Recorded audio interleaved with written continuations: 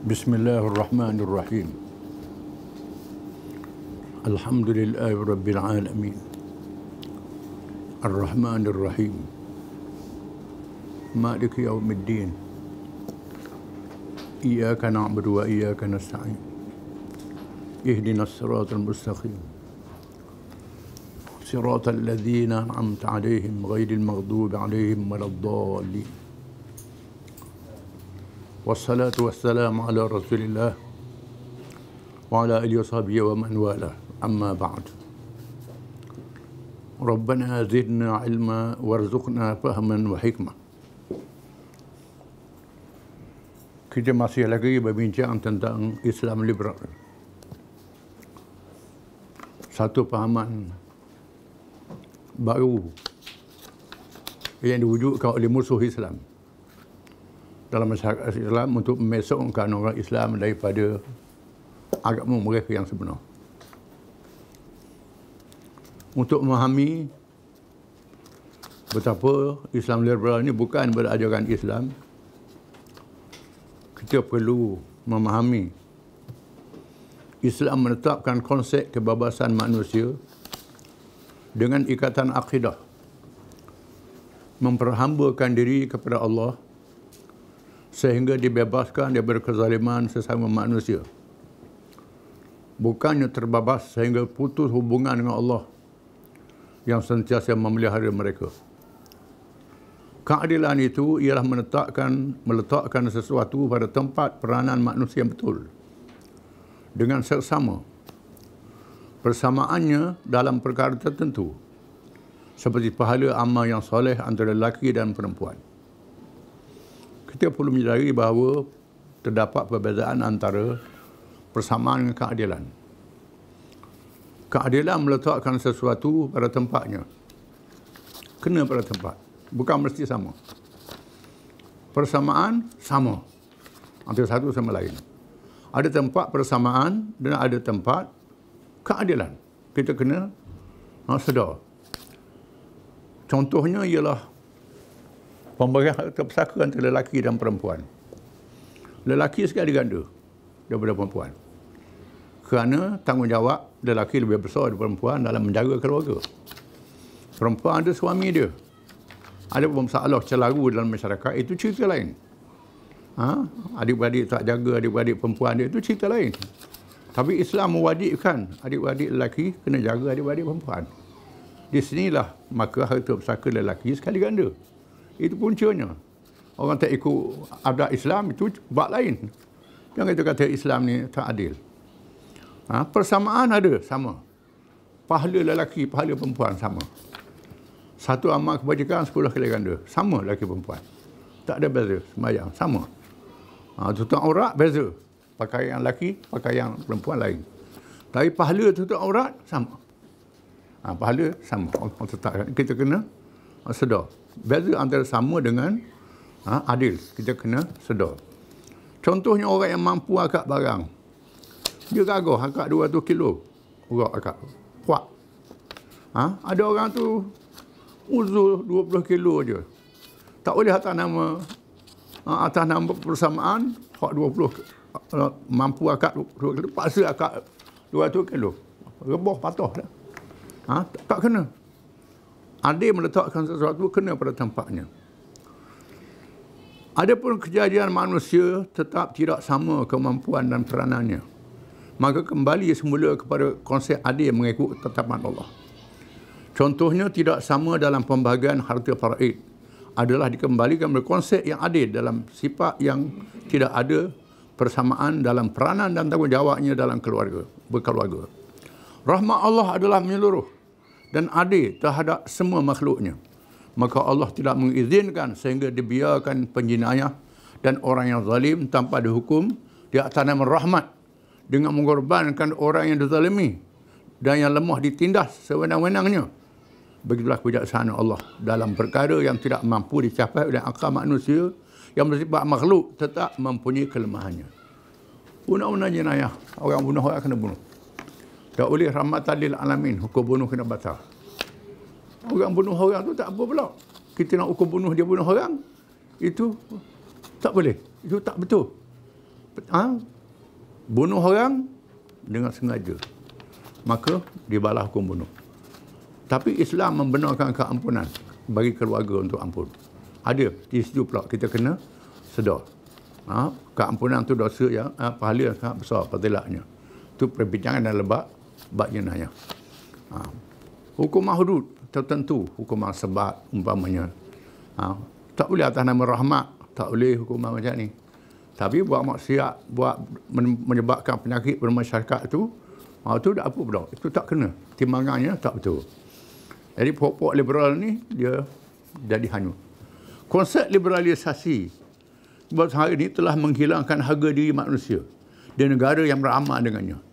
Sehingga runtuhnya harga diri manusia dan merosotnya, bukan musuhnya, merosotnya hubungan keluarga dan masyarakat. Sehingga manusia menjadi lebih hina daripada binatang, membenarkan perkahwinan sejenis di atas nama kebebasan. Setelah diizinkan hubungan tanpa perkahwinan yang telah pun merosotkan. Bukan sahaja pakaian dan makanan, tanpa peduli halal dan haram. Sehingga membawa penyakit ruh dan jasad. Menyebabkan penyakit ruh yang penyakit jasad. Bila lawak yang haram, ruh sakit, jasad sakit. Kita saksikan mengapa orang tu kaya, harta banyak, boleh puas hawa nafsu, rupa dia comel, bunuh diri. Bunuh diri. Kenapa? Makanan roh tak ada. Makanan jasad ada. Makanan nafsu ada. Makanan akal tak cukup. Manusia ni memerlukan makanan bagi akal dia, ilmu. Makanan bagi roh dia, iman. Kalau makanan jasad je ada, roh tak ada makanan. Lapar. Jadi Allah Ta'ala menetapkan makanan, semuanya. Bagi roh ada makanan bekalan dia, bagi akal ada bekalan dia, bagi jasad ada bekalan dia. Pokok liberal ni tak ada, hanyut. Dalam atas nama liberal, jadi bercelaru antara roh dengan jasad. Kita kena sedar. Dalam Islam banyak mazhab. Mazhab Syafi'i, Hanafi, Hanbali, Maliki. Itu bukan liberal. Itu kerana masalah faruk. Masyarakat yang berbeza. Tempat yang berbeza. Realiti yang berbeza. Tapi rukun sama, rukun Islam sama. Tapi bagaimana pendekatan beramal dengan cabang dia tu beza kerana perbezaan masyarakat. Itu bukan liberal. Kita kena sedar. Liberal ni tinggal rukun. Rukun pun tak ada. Habis rukun-rukun. Kalau rumah, cabut tiang. Kalau ada dinding saja rumah, ada pintu tiang, dia tak ada, untuklah rumah tu. Jadi tiang tu kena ada. Semayang kena ada. Puasa kena ada. Zakat kena ada. Haji 2 kali syahadah kena ada. Itu merupakan tiang-tiang. Tiang-tiang. Adapun yang lain itu ialah sambung dengan tiang-tiang itu. Nikah tak ada dalam hukum Islam. Tapi berkait dengan 2 kali syahadah. Berkait dengan 2 kali syahadah. Bab riba kait dengan ekonomi. Hukum zakat dan sebagainya kait dengan ekonomi. Jadi ada rukun dan ada cabang-cabang, ada bahagian kita kena sedar.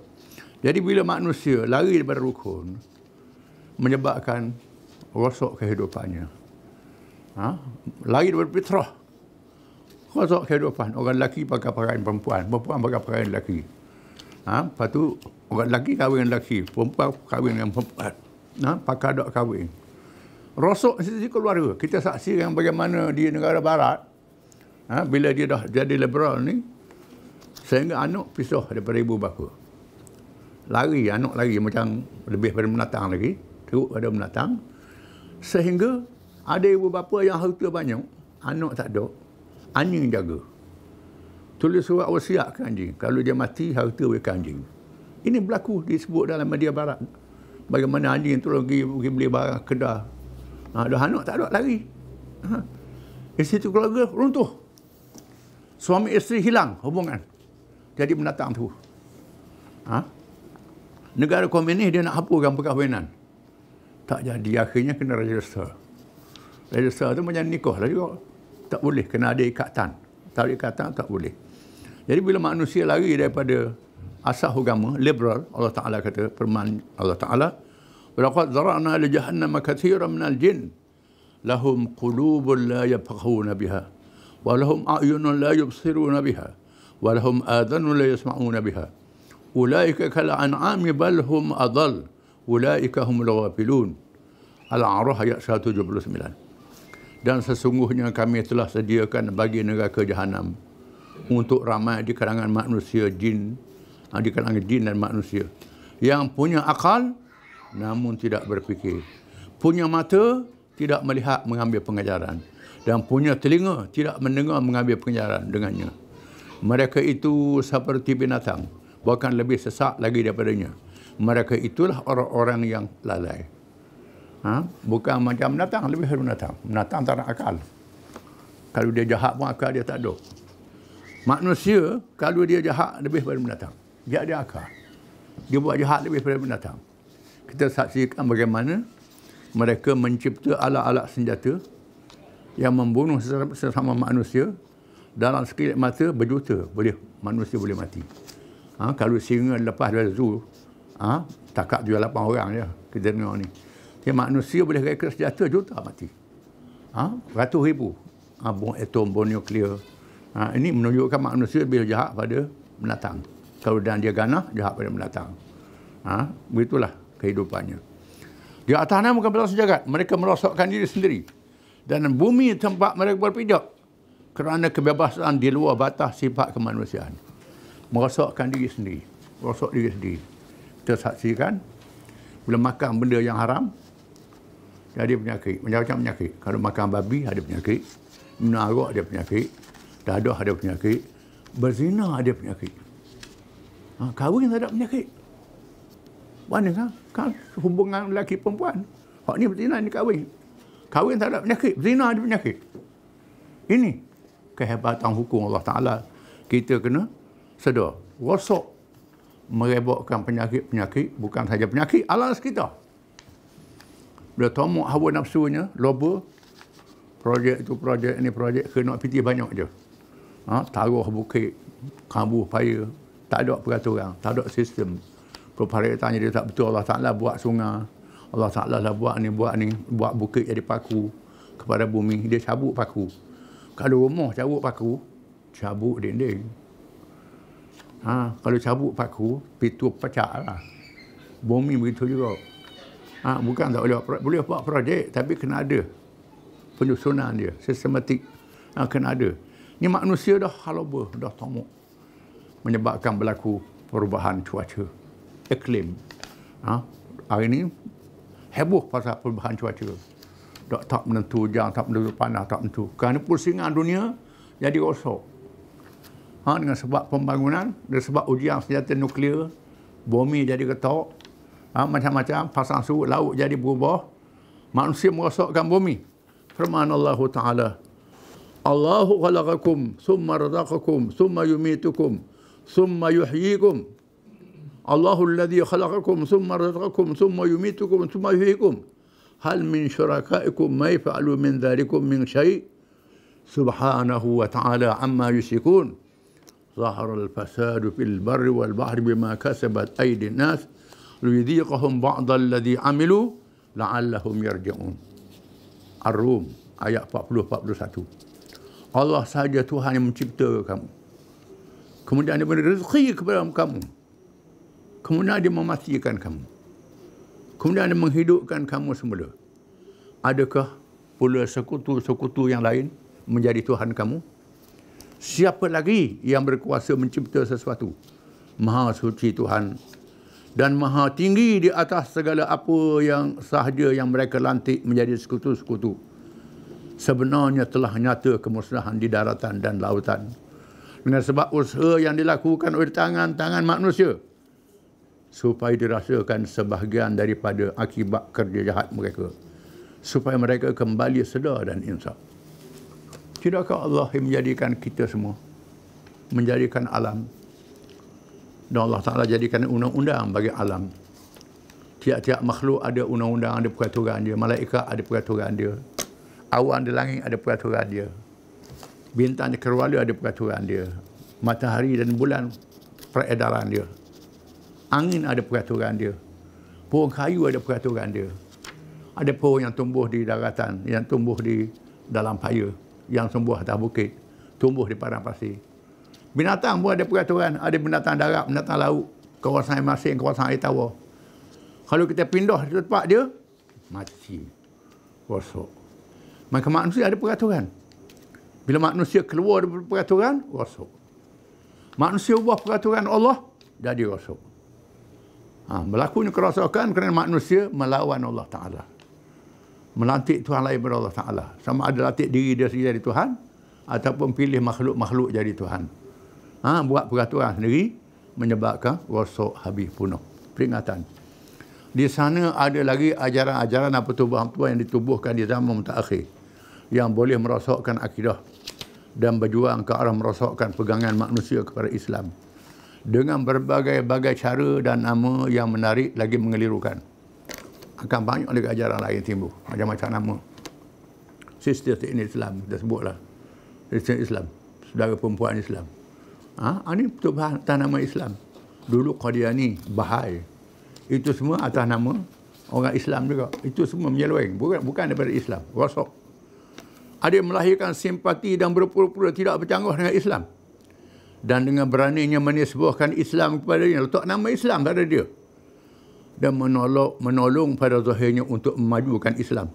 Tetapi di dalamnya ditampukkan racun-racun perasaan akidah yang sangat berbahaya. Di antaranya ajaran yang mencampurkan antara satu sama lain, seperti pragmatisme, yang mengambil cara baru dari campuran kapitalisme, komunisme, sosialisme dan sebagainya, yang dipikirkan mensabuh mengikut akal mereka. Dan ada juga yang meresap melalui pengaruh politik, ekonomi dan tokoh-tokoh tertentu. Dia sebut ajaran ni. Melalui politik, melalui ekonomi, melalui tokoh-tokoh tertentu. Orang anggap dia orang cerdik, orang bijak, tapi lari daripada agama. Kita kena sedar, kalau orang cerdik, bijak, lari daripada agama, jadi bodoh. Jadi sesat. Yang sembah macam-macam tu, ahli falsafah tu. Bila fikir tentang ketuhanan, jadi hina, sembah batu, sembah binatang. Perkara-perkara yang disebut di sini hanyalah sebagai contoh untuk peringatan supaya tidak terjerumus ke dalam ajaran-ajaran baru dan lama yang bercanggah dengan Islam, dan supaya tidak melakukan kemungkaran terhadap akidah Islamiah dan penganutnya. Untuk mengetahui lebih banyak dan panjang, bolehlah dibuat kajian dan mengikut perkembangan yang berlaku dari semasa ke semasa. Kerana pertarungan antara iman dan kufur berpanjangan sehingga hari kiamat. Lawan Islam kufur ni sampai hari kiamat tak berubah. Akan terus menerus. Demikianlah pengajaran akidah wajib diketahui oleh setiap orang yang beriman, bermula dengan mukaddimahnya dengan memahami makna iman, Islam, rukun-rukunnya dan perkara membatalkannya secara umum. Kemudiannya pengajian secara huraian bukan rukun-rukunnya. Seterusnya mengetahui sempadan supaya tidak terjerumus ke dalam kelembagaan kesesatan. Mana kajian kita yang terdahulu, mukaddimah akidah, beriman pada Allah, beriman pada malaikat, pada kitab, pada Rasul, hari akhirat, qada dan qadar. Kemudian disertakan dengan pahaman-pahaman bercanggah dengan akidah Islam. Supaya kita tahu.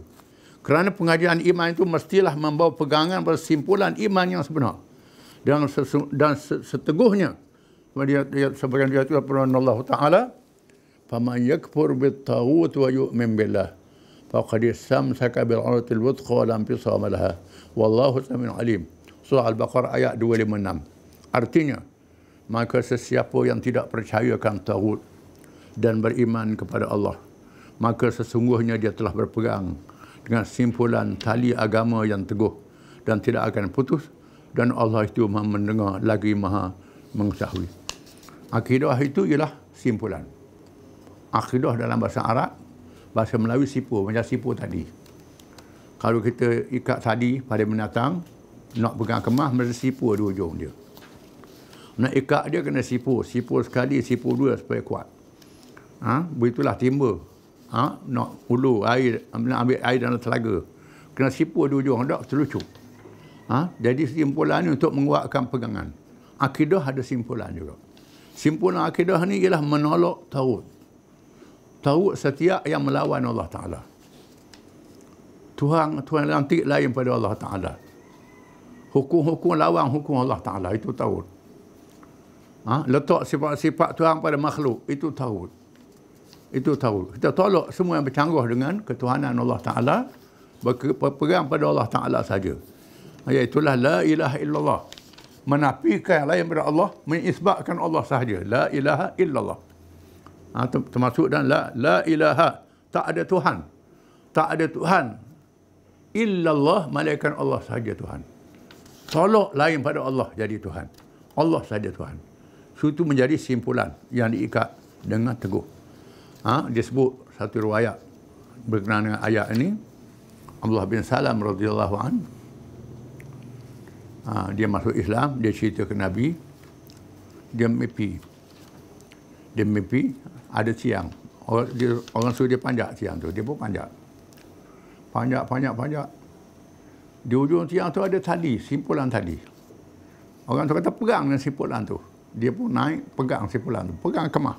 Dia pun terkejut. Nabi kata itulah simpulan Islam. Simpulan akidah. Mu mati masuk syurga. Mu mati. Abdullah bin Salam. Mu mati masuk syurga. Nabi sebut masuk syurga Abdullah bin Salam ni. Seorang pendeta Yahudi. Lalu dia sebut dalam cerita-ceritanya, sahabat-sahabat ni cakap sama dia, nak tengok ada syurga, tengok tu. Semayang tu, dia semayang. Budak muda-muda ni dia jumpa, tanya dia. Saya nak tanya, orang kata awak ni ada syurga. Dia koh marah. Marah, mana tahu aku ada syurga, Tuhan yang menetapkan. Itu dia punya tawaduk. Lalu dia ceritalah apa yang berlaku. Jadi ada syurga ni kena akidah kuat, pegang. Kalau tak ada akidah tu, dia ada syurga. Maka iman yang sebenar itu mestilah menolak semua ajaran, fahaman ataupun yang bernama ideologi dan teori yang melampaui bata-bata Allah, sama ada cipta di zaman dahulu, zaman sekarang akan datang. Kena tolak lain pada Islam. Sama ada zaman dulu, Fir'aun, Namrud, Haman, Qarun, Abu Jahal, ataupun zaman sekarang, komunisme, sosialisme, kita kena tahu apa saja teori. Islam liberal yang bercanggah dengan Islam, mesti tahu. Oleh itu, diperkenalkan semuanya supaya mengenali yang benar dari Al-Quran dan Al-Sunnah, dan mengenali yang tidak benar dan sesat dari Al-Quran dan Al-Sunnah juga, dengan mengemukakannya secara pengajian dengan nas-nas naqliyah. Naqliyah ialah Quran dan hadis, dan aqliyah menggunakan hujung akal. Di sana terdapat manusia yang menerima akidah secara taklid buta, bukan secara mengaji pakai pak turuk. Tak boleh. Kita kena belajar. Kalau kita turuk, kalau orang tu sesat, jadi sesat kita. Kalau orang tu betul, tak apalah. Kalau kita pandang sendiri, orang tu kita ikut, mula-mula betul, dia penyeleweng. Kita tak ikut dia, kena kita tahu dia sudah penyeleweng. Kadang-kadang berhujah dengan pegangan nenek moyang semata-mata, tanpa mengkaji dari sumbernya yang sebenar. Dari satu masa ke satu masa mengikut perkembangan penyelewengan yang berubah cara dan bawaan. Benarlah seperti yang telah firman Allah Taala, wa kadzalika ma arsalna min qablika min qaryatin min nadhirin illa qala mutrafuha inna wajadna aba'ana ala ummah wa inna ala atharihim muqtadun. Surah Az-Zukhruf ayat 23. Artinya, dan begitulah bahawa tiada rasul yang kami utuskan sebelummu wahai Muhammad SAW, sebelummu wahai Muhammad, malaikat berkatalah oleh orang yang mewah yang menentangnya, sesungguhnya kami telah mendapati datuk nenek kami menurut satu jalan agama, dan sesungguhnya kami beroleh petunjuk menurut jejak langkah mereka sahaja. Ikut nenek moyang. Ikut nenek moyang. Bukan ikut Quran hadis, ikut nenek moyang. Ini salah. Nenek moyang tu bukan mesti betul. Kalau betul, tak apalah. Kalau nenek moyang tu jahiliah lah. Jadi banyak orang dia pegang pada nenek moyang. Bahkan terdapat satu pembawaan. Kena pergi duduk balik orang nenek moyang ni. Hak dia dalam tanah kena gali balik. Benda-benda jahiliah tu. Hak lama-lama tu kena gali balik. Ini hak saka datuk nenek moyang kata ni kena jaga molek. Walaupun hak jahiliah, itu salah. Kadang-kadang mereka tidak kena ajaran-ajaran baru kerana tidak disebut namanya dalam kitab-kitab zaman dahulu. Kerana ianya tidak ada pada zaman pengarang kitab-kitab itu. Antaranya ajaran baru. Zaman dulunya Qadariyah, Mu'tazilah, Jabariyah, Murji'ah, Mujassimah, macam-macam nama. Abu Jahal, Fir'aun. Kitab-kitab zaman dulu sebut inilah. Zaman ni tak ada sosialisme, komunisme, tak ada dalam kitab kuning. Contohnya riba dengan interest. Zaman dulu disebut riba, sekarang ni dia sebut nama. Bukan interest, faedah pula. Faedah, benda tak ada faedah kata faedah. Ini faedah, ini faedah, ini faedah. Padahal riba. Tak ada faedah pun. Disebut faedah. Dinamakan. Arak namakan nama yang whisky, brandy, macam-macam nama, beer, macam-macam nama. Jadi setengah orang tu tak ada dalam kitab zaman dulu. Masa saya di Mesir dulu ada seorang ulama mengaji Azhar. Dia kata beer ni di orang Mesir ni bira, al-bira. Al-bira itu beer lah bahasa Arabnya. Jadi beer itu nama istilah. Saya sebut nama dia Dr. Muhammad Suad, Syekh Dr. Muhammad Suad. Jadi dia kata oleh kerana istilah ni tak ada dalam kitab. Ada apa halah. Orang Kedah dia mufti beer. Dr. Syekh Muhammad Suad istilah. Orang Kedah. Jadi Kedah. Dia Mesir, timur tu Mesir bukan negeri Azhar. Itu sebagai satu contohlah. Ni dalam tahun 50-an 60-an dulu. Namun demikian perlu dia sedari bahawa Al-Quranul Karim dan Rasulullah SAW itu tetap mendedahkan secara umum dan khusus dengan secukup-cukupnya untuk menjadi bekalan kepada kita. Perlu dipahami masalah akidah bukannya boleh dicoba-coba atau diagak-agak ataupun boleh dibuat pilihan ikut suka hati. Kerana ia bergantung dengan nasib manusia yang perlu pada hidayah Allah dan wahyunya. Dan menentukan nasib mereka di akhirat sama ada ke syurga atau ke neraka. Yang menjadi keputusan yang tidak boleh dipertikaikan dan meminta kembali semula ke alam dunia. Akidah ni tak boleh terang-terang. Bab fiqh tak apa. Bab fiqh kalau ijtihad tu betul, dapat 2 pahala. Ijtihad tu salah, dapat 1 pahala. Nabi kata, orang berijtihad. Contohnya dalam bab kunut subuh. Ada ulama kata sunat, Syafi'i kata sunat ab'ad. Ada mazhab kata tak ada sunat ab'ad, kecuali nazilah saja, kena ada kunut. Ini tak ada masalah. Kalau semayang ada kunut persah, semayang tak ada kunut persah. Fatihah daripada bismillah ataupun tidak. Syafi'i kata bismillah daripada Fatihah. Mazhab lain kata sunat aja bismillah. Tak ada bismillah pun boleh. Bahkan ulama-ulama kita pergi Mekah semayang tu imam tak ada bismillah. Tak apa, tak ada masalah. Kalau ikut asal mazhab Syafi'i tak boleh tu. Tak ada bismillah. Tapi tak apa. Dia benar. Itu masalah forong, masalah cabang. Tak ada masalah cabang. Contohnya wudu dengan belacang.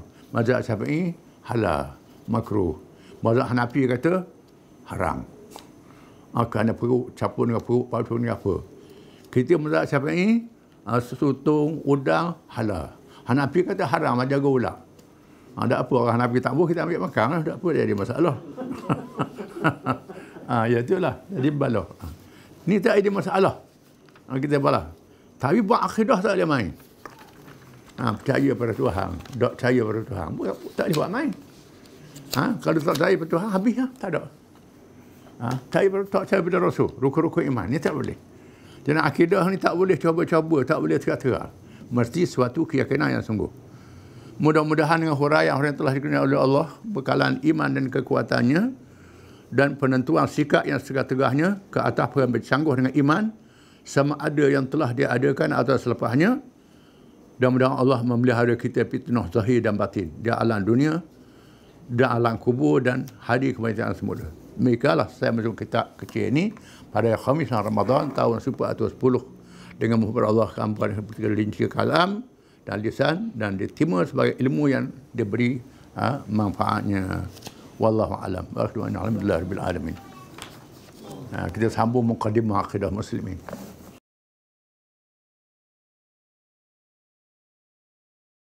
Bismillahirrahmanirrahim. Haji wada', haji selamat tinggal.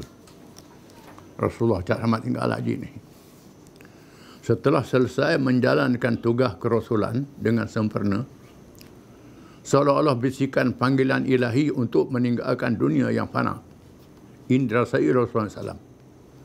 Perkara ini diluahkan ketika menghantar Mu'ad bin Jabal ke Yaman dengan berkata, Ya Mu'ad, innaka asa alla talkhani ba'da ammi hadha asa an tamurra min masjidi wa hadha wa qabri.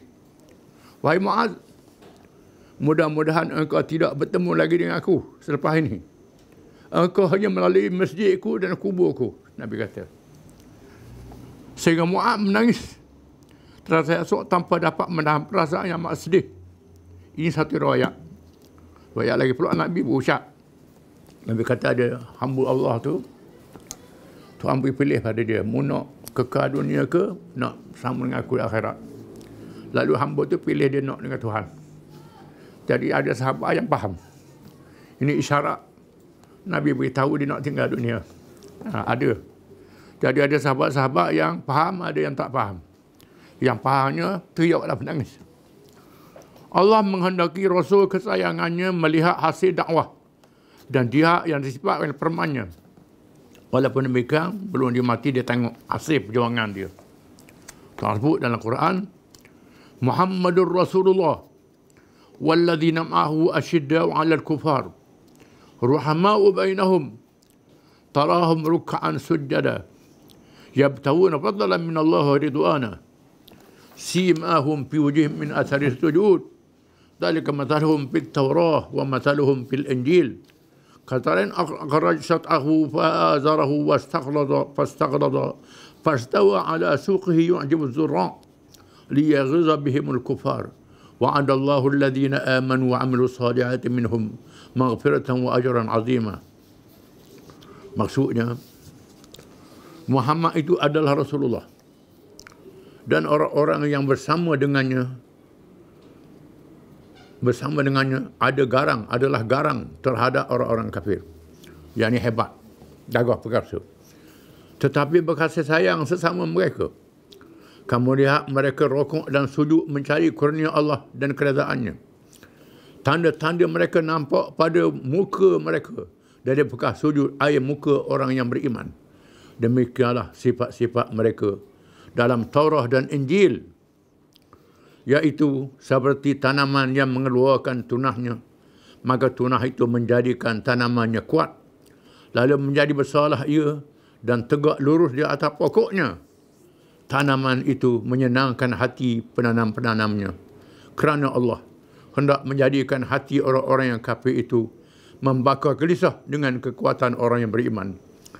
Allah menjadikan kepada orang-orang yang beriman dan mengerjakan amal yang saleh dalam kalangan mereka mendapat keampunan dan pahala yang besar.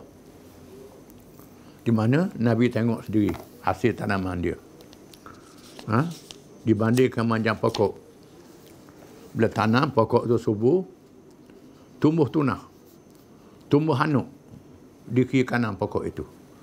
Hanuk itu pula subur. Menandakan kesuburannya. Akan mendatangkan hasil yang banyak. Nabi tengok hasil-hasil itu. Iaitulah bandingan Nabi dan sahabat-sahabatnya. Nabi tengok di mana sahabat-sahabatnya yang kasih sayang antara satu sama lain, Muhajirin dan Ansar, dengan pengorbanan yang tinggi, sanggup menegakkan Islam dengan harta dan juga raga mereka. Nabi tengok hasil-hasil itu sahabat-sahabat ni. Nabi tengok yang berilmu, yang beriman, yang berakhlak mulia. Walaupun di sana ada yang tak molek, tapi yang tak molek ni tak boleh menguasai keadaan. Menandakan benih-benih yang subur. Benih Islam bukan sahaja tumbuh di Mekah dan Madinah, bahkan tersebar di seluruh semenanjung Arab. Mereka yang menganut Islam mengambil ilmunya dengan beriman dan beramal dengan syariat dan berakhlak mulia dan menyampaikannya kepada manusia yang lain di mana sahaja berada, hebat dengan Islam tanpa takut dan gentar kepada siapa sahaja penentang-penentangnya. Sehingga berani menghadapi raja-raja yang zalim, kuasa-kuasa besar dunia. Tak takut bertemu dengan kuasa besar dunia. Walaupun Madinah tu kecil je. Nabi suruh bawa surat pergi jumpa Raja Rom, Raja Parsi, Raja Mesir. Hak pemimpin Arab tu kecil je. Ni raja kuasa besar dunia. Mereka pergi, berani. Nabi tengok sendiri keberanian sahabat-sahabat dia. Ini. Dan yang dihantar ke wilayah-wilayah pula menyebarkan Islam. Melahirkan murid yang banyak, pahlawan yang gagah berani. Pemimpin-pemimpin yang berkaliber. Yang boleh memimpin pula. Ini sangat hebat. SAW mengisytiharkan untuk merakak ke Mekah bagi mengerjakan haji. Seruan baginda disahut dengan semangat yang tinggi untuk bersama Rasulullah SAW, sehingga menjadikan jumlah yang ingin turut serta sangat ramai. Diriwayatkan bahawa disediakan khemah untuk lebih 100,000 orang di keliling Madinah. 100,000 orang berkumpul di Madinah. 100,000 zaman tu. Satu langkah yang bermakna yang besar untuk penyatuan ummah dengan ukhuwah Islamiah yang mana selama ini mereka berpecah-pecah oleh sifat-sifat dan cara hidup jahiliah. Selama ni mereka berperang antara satu sama lain. Orang Arab ni, kita tengok hari ni lah dia balik jahiliah pula. Dia sanggup perang sama-sama dia. Sama-sama anak beranak, sama satu kaum. Perang, sanggup bunuh. Mati, tengok hari ni. Hari ni orang Arab balik jahiliah pula. Itulah gambarannya. Masa Nabi mula-mula datang teruk pada ni lagi. Tapi Nabi boleh jinukkan hati-hati mereka. Mereka bersatu, mereka kuat dengan Islam. Mereka menjadi umat yang disegani oleh kaum yang lain bila mereka berpegang dengan Islam. Mengikut pendapat yang paling berautoriti, al-asah, bahawa ibadat haji diwajibkan pada tahun ke-10 Hijrah. Berpandukan kepada Allah menurunkan firman-Nya di akhir tahun ke-9. Ketika Rasulullah SAW menerima kunjungan rombongan yang bertali arus. Walillahi 'alan nasi hajjul baiti min istata'a ila sabila. Wa man kafara fa innallaha ghaniyyun 'anil 'alamin. Menjadi kewajipan manusia terhadap Allah mengerjakan haji ke Baitillah oleh sesiapa yang mampu menjalaninya, dan sesiapa yang kufur maka sesungguhnya Allah Maha Kaya, tidak berhajat sesuatu pun dari sekalian makhluk. Ali Imran ayat 97. Maka inilah haji pertama dan terakhir dilakukan Rasulullah SAW, yang dikenal dengan haji wada, haji selamat tinggal, kerana selepasnya berlaku kewafatan Rasulullah SAW. Juga yang menamakannya haji balag, penyampaian, kerana menyampaikan amanat penting, dan dikenali juga dengan haji Islam, kerana kemuncak penjelasan berkenaan Islam berlaku pada masa itu. Ini ucapan yang sangat penting pada masa mengerjakan haji ini. Setelah mendengar berita bahawa Rasulullah SAW akan ke Mekah mengerjakan haji, maka terlalu ramai yang menyertainya. Wallahu a'lam.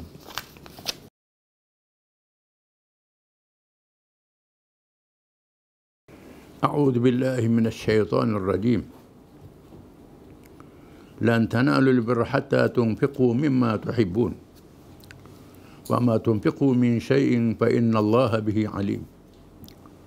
Kullu at-ta'ami kana hillan li bani Israil illa ma harrama Israil 'ala nafsihi min qabli an tunazzala at-Taurah. Qul fa'tu bit-Taurati fatluha in kuntum sadiqin. فمن افترى الله الكذب من بعد ذلك فأولئك هم الظالمون. قل صدق الله فاتبعوا ملة إبراهيم حنيفا وما كان من المشركين.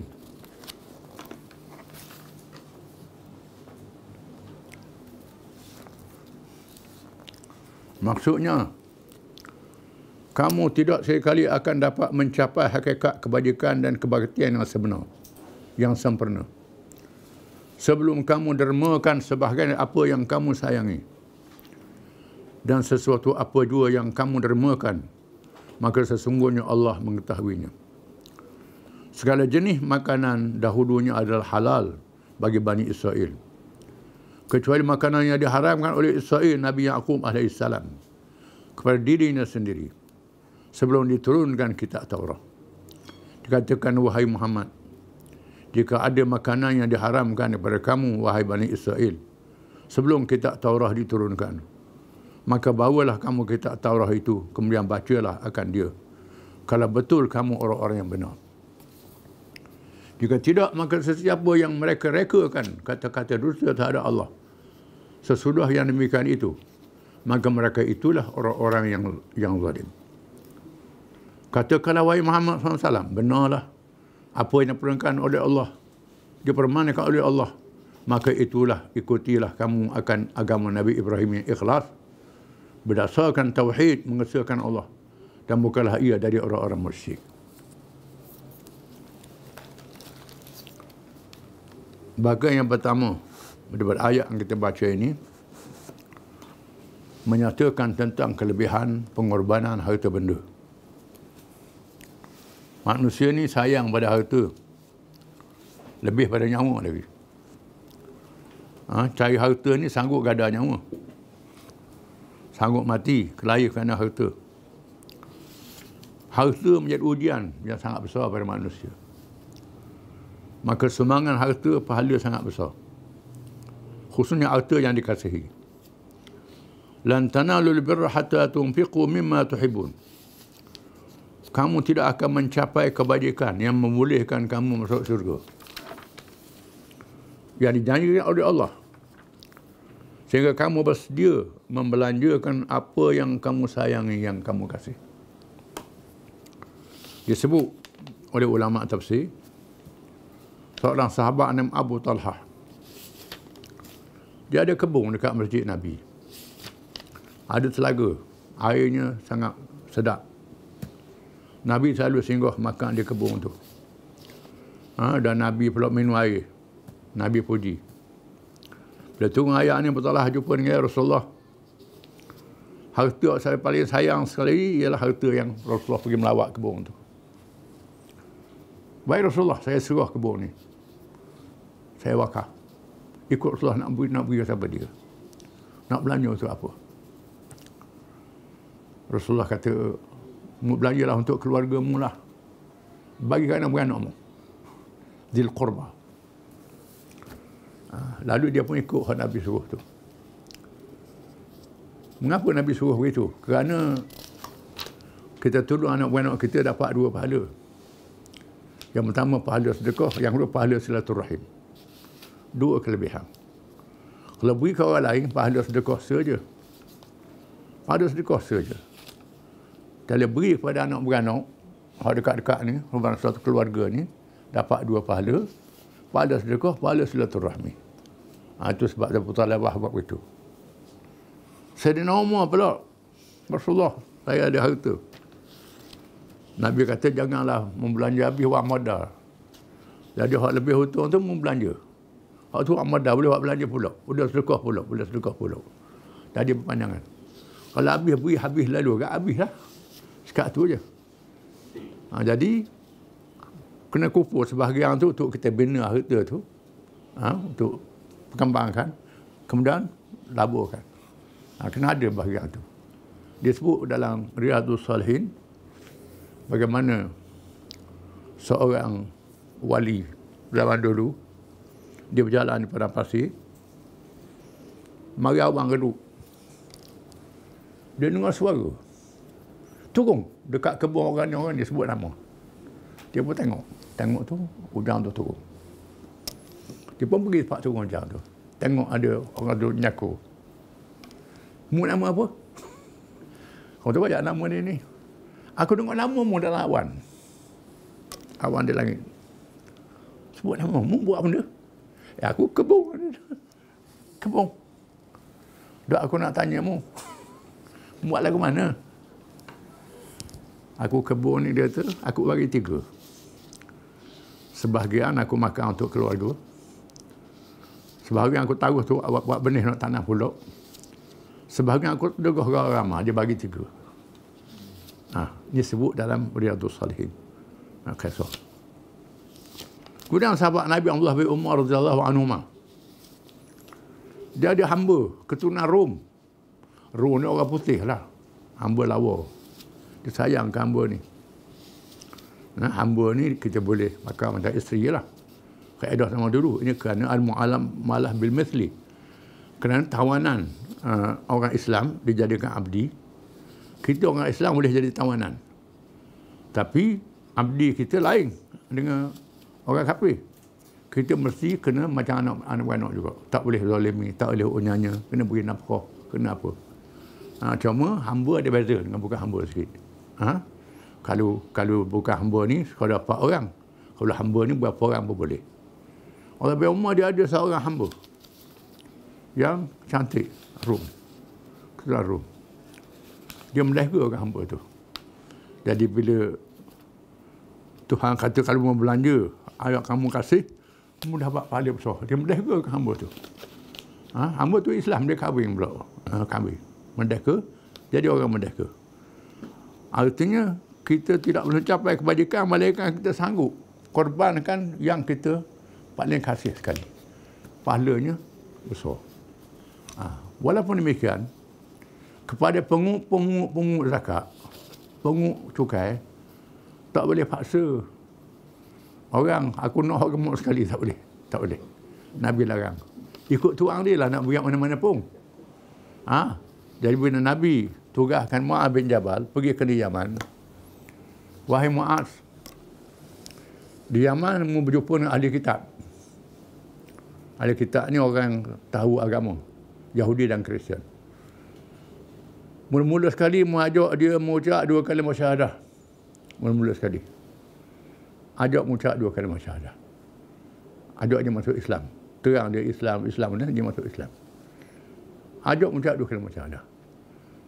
Setelah dia mengucap 2 kalimah syahadah, beritahu pada dia Allah Ta'ala wajibkan sembahyang 5 waktu. Beritahu dia. Setelah dia tunai sembahyang 5 waktu, beritahu pada dia Allah Ta'ala wajibkan kepada orang yang ada harta kena ambil sebagian harta untuk beri pada orang memerlukan pertolongan, zakat. Wa iyyaka wa karaim amwalihim. Jangan paksa ambil harta hak dia sayang. Jangan. Nabi kata. Ittaqi da'watal mazlum. Takut doa orang kena zalim. Kan tak ada hijab antara doa orang kena zalim dengan Allah Ta'ala. Yang mengambil cukai ni, jangan kita paksa orang ambil ni, tak boleh. Termasuklah ambil zakat. Bila kamu kena ambil zakat, tak boleh. Ikut dia nak ambil mana-mana. Itu hati masing-masing. Allah Ta'ala kata, hak paling dia kasih, paling besar pahala dia. Ini uslub Nabi dalam berdakwah. Ada mengucap syahadah, lepas tu rakyat sembahyang 5 waktu. Jangan, kalau masuk Islam kena sunat ni, tak boleh, sunat tak boleh. Wajib sunat dulu. Lepas tu negeri jabat agama dulu. Bila masuk Islam, ajar mengucap dulu. Hak kata dia sah tu kemudian. Dia mati tengah jalan kan. Habis pun kita tak berapa kita bersalah. Tak boleh. Hak dia sah tu kemudian. Ni tanya pula pasal masuk Islam nak nikah ke nak apa. Ini bukan cara tak boleh. Kalau masuk Islam, ajar masuk Islam. Ajar yang wajib dulu, yang mudah-mudah dulu. Bahkan dalam masalah mengambil zakat, jangan ambil hak yang kita ikut suka tidak. Ikut dia beri. Ini uslub. Wa ma tunfiqu min syai'in fa innallaha bihi alim. Apa-apa yang kamu belanja daripada sesuatu, Allah Ta'ala Maha mengetahui berkenaan dengannya. Apa-apa yang Allah Ta'ala tahu mau belanja. Tiap-tiap harta je sumbangkan, Allah Ta'ala mesti beri pahala. Memang tak ada nafilah. Hak yang kita paling kasih tu, hak tu pahala paling besar sekali. Tetapi kita beri hak kurang pun ada pahala juga. Walaupun sedikit tetap ada pahala. Jangan kita perkecilkan pemberian orang, tidak boleh. Disebut dalam hadis, la yaqran jaratun li jaratiha wala pirsana syatin. Jangan seorang jiran perempuan menghina pemberian seorang jiran perempuan yang lain walaupun sekadar daging yang melekat pada tulang. Jadi dia orang miskin beli tulang banyak daging, aduh jadi dia tulang buat sup. Jadi beri hadiah sup ke kita. Daging duk sak sedikit dah kuah banyak. Jangan hina. Jangan hina pemberian orang yang beri pada kita walaupun daging yang kecil melekat pada tulang, kata Nabi. Jangan hina. Kerana sumbangan orang tu ada pahala. Jiran, beri pada jiran. Jadi apa? Beri buah kereta. Jangan kata, jangan. Tak boleh. Terima orang beri hadiah. Orang beri. Dia nak dapat pahala. Ini adat yang diajar oleh Islam. Fa innallaha bihi Allah Ta'ala mengetahui. Yang pentingnya ikhlas. Kalau orang tu kemampuan sekadar tu saja tak ada. Dia boleh beri RM1 je. Dia cukup makan RM1. Lepas tu beri RM1 pulak, cari hak lain pulak. Orang ni beri RM100,000 tapi nak tunjuk ke orang pulak. Tunjuk ke orang pulak. Nak suruh kata dia ni pemurah, dia ni apa dia ni. Beri 100,000. Undur kena ambil gambar pula, tunjuk keli, tengok takut gambar tak jadi. Tu tak boleh. Tak ada masalah. Kita nak menggalakkan orang lain beri pula, tu tak ada masalah. Tapi jangan lupa ikhlaskan Allah Ta'ala. Itu tidak boleh. Tak boleh sekali. Jadi Allah Ta'ala tahu apa yang dia lain. Kadang-kadang kita beri semangat tu, nak suruh orang tengok, orang lain beri juga. Tu dapat pahala. Barang siapa yang menunjukkan amalan yang baik, supaya orang ikut amalan yang baik itu, dia dapat pahala hak dia beri, dapat pahala orang ikut dia. Tak ada kelebihan. Itu kita kena sedar. Tapi jangan kita lupa hubungan kita dengan Allah Ta'ala. Kullu ta'ami kana halal li Bani Israel. Tiap-tiap makanan halal bagi Bani Israel. Makanan halal lah. Illa mahrama Israel ala nafsi min qabli an tunzala at-Taurah. Melainkan apa yang diharamkan oleh Nabi Ishaq, Israel Nabi Ishaq. Di atas dirinya sebelum diturunkan Taurat. Nabi Ishaq ni dia sakit. Ada orang kata sakit sendi. Ada orang kata sakit belah. Ar-Rabu. Ar-Qundusa. Kemudian dia tak mau makan daging unta. Dia haramkan daging unta bagi diri dia. Kerana dia anggap unta, dia haramkan daging unta dan susu unta pada diri dia. Asalnya Nabi Yaqub ni. Kemudian orang Yahudi tambah pula, haram pula. Lemak tak boleh, apa tak boleh. Ditambah-tambah hukum Allah Ta'ala. Jadi, bila tambah-tambah, Tuhan bebankan dia dengan hukuman-hukuman ni. Sebelum turunnya kitab Taurat. Qul fa'tu bit Taurati fatluha in kuntum sadiqin. Sila bawa kitab Taurat. Baca. Kalau kamu adalah orang yang benar. Ceritanya, pendeta Saudi jumpa dengan Nabi. Nak tanya Nabi 3 soalan. Kalau boleh jawab soalan ni, Nabi sungguh. Nabi kata, syaratnya masuk Islam lah. Kalau kau jawab semua, masuk Islam. Nabi berjawab. Nabi kata, dia soal yang pertama, dia nak tanya apa benda yang tentang Nabi Yaqub. Tapi Nabi sebutlah. Nabi Yaqub dia haramkan makan daging unta. Makan susu unta. Dengan sebab dia sakit bini-bini. Yahudi kata betul. Dan tanya macam mana jadi anak lelaki, anak puang. Mana orang lelaki, mana orang puang. Nabi pun terang. Mana orang lelaki begini, mana orang puang begini. Kalau begini, boleh anak lelaki, mana boleh anak puang. Dia kata betul. Soalan ketiga aku nak tanya, siapa dia kawanmu kalangan malaikat? Dia kata Jibril. Hak yang malaikat pada dekat dengan aku, Jibril lah. Jibril tukang buat wahyu. Ni tak boleh. Jibril ni tukang turun bala. Menurunkan bala bencana kawan-kawan yang derhaka. Ini kerja Jibril. Kalau Mikail, kawan tak apa, Mikail tukang bawa rezeki. Kalau Mikail, aku ikut. Akhirnya mereka tak boleh memang. Semata-mata kerana Nabi percaya Jibril ni adalah semulia-mulia malaikat. Qul fatlu hafi Taurat in kuntum sadiqin. Bawa kitab Taurat, baca kitab Taurat ni. Taurat ni mendedahkan semua dakwah ni. Tak mana nak buka kitab Taurat. Bahkan dia sebut dalam riwayat-riwayat yang banyak. Pernah Nabi nak jatuhkan hukuman hudud terhadap orang Yahudi yang melakukan kesalahan zina. Cuba bawa kitab Taurat. Bila sampai kitab Taurat tu, dia tutup dengan jari. Akak jari tu. Ada orang dia yang tak tahu. Ada orang Islam yang tahu bahasa Ibrani. Tahulah dia tipu. Dia tipu. Bahkan di sana ada pemuda Yahudi yang masuk Islam kerana tahu ayah dia menipu. Ayah dia menyeleweng. Menyeleweng. Taurat sebut lain, dia cerita lain. Antara Taurat sebut Nabi Muhammad, Nabi akhir zaman, kena ikut Nabi Muhammad. Dia sembunyikan. Termasuklah hukum-hukum. Bahkan apa yang menarik ialah kita orang Islam boleh kahwin orang puan Yahudi. Tak ada salah, perempuan ahli kitab. Ada orang dia tak mengaji, dia pasal pelik. Macam mana pula dengan orang murtad dah nikah, dengan orang ahli kitab dia kahwin. Tak salah kahwin. Tapi makruh lah kalau orang Islam. Terutama mereka duduk negeri kafir umpamanya. Dihalalkan orang Islam kahwin dengan perempuan ahli kitab. Yahudi dan Kristian. Tak ada salah. Sembelihan dia kita boleh makan. Sembelihan Yahudi, sembelihan Kristian boleh makan. Tak ada salah. Tapi sembelihan orang murtad tak boleh. Nanti baca kena faham. Kerana dia ni ahli kitab. Dia percaya pada Allah. Cuma penyelewengan itu berlaku. Ini nak tunjuk ke dia bagaimana kita orang Islam ni sama dari segi kerasulan kita ni. Supaya dia masuk Islam. Nak pujuk dia masuk Islam tu. Jadi dalam surah tu, dalam surah Al-Ma'idah ada ayat-ayat berkait. Kita boleh kahwin dengan perempuan ahli kitab dan boleh makan sembelihan dia. Sebab tu orang kita yang duduk di Eropah, duduk di Amerika tu, tak ada kedai orang Islam, beli kedai orang Yahudi. Yahudi ni dia tak makan babi, orang Kristian makan babi. Mana-mana pun kalau orang Kristian dia sembelih lembu, dia sembelih binatang boleh makan, kita boleh makan, tak ada salah. Tapi kalau babi sembelih pun tak boleh. Babi tak ada apa sembelih pun.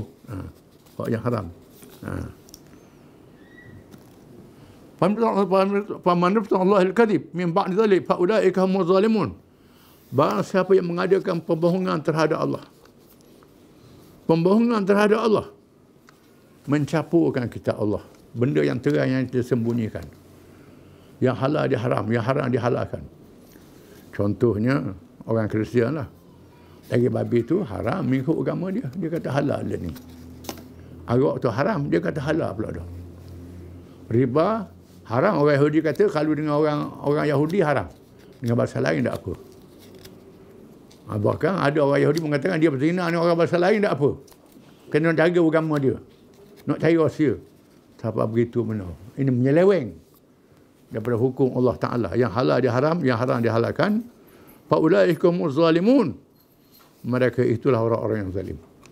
Qul wahai Muhammad SAW, sadaqallah. Allah Ta'ala itu benar. Allah Ta'ala benar melantik Nabi Rasul menurunkan Quran. Fattabi'u millata Ibrahim, ikutlah kamu akan millah Ibrahim. Ibrahim adalah seorang Islam. Hanifah, yang menganut agama yang betul, bukan agama yang salah, iaitu agama Islam. Ibrahim seorang Islam. Wa ma kana minal musyrikin, dia bukan orang musyrikin, bukan penyembah berhala. Orang Hindu kata Ibrahim ni Tuhan dia. Orang musyrik Mekah kata Ibrahim ni bapak dia. Orang Hindu kata Brahma. Orang putih kata Abraham. Percaya. Orang Yahudi kata Ibrahim Kristian. Kristian kata, orang Kristian kata Ibrahim Kristian. Yahudi kata Ibrahim Yahudi. Musyrik kata Ibrahim musyrikin. Ibrahim bukan orang musyrikin, bukan Yahudi, bukan Kristian. Ibrahim seorang Islam. Ikut agama Ibrahim. Wallahu a'lam.